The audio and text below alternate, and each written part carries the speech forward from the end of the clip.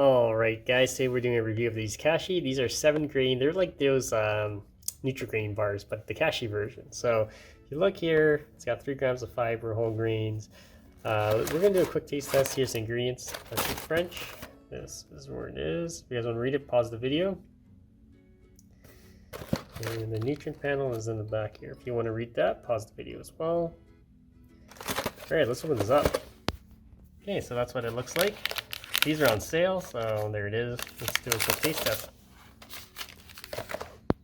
Okay, so that's what it looks like. As you can see, there's the filling in there.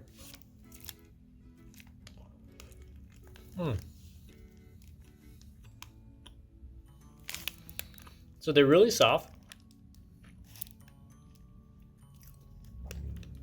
And there's quite a good amount of filling in there.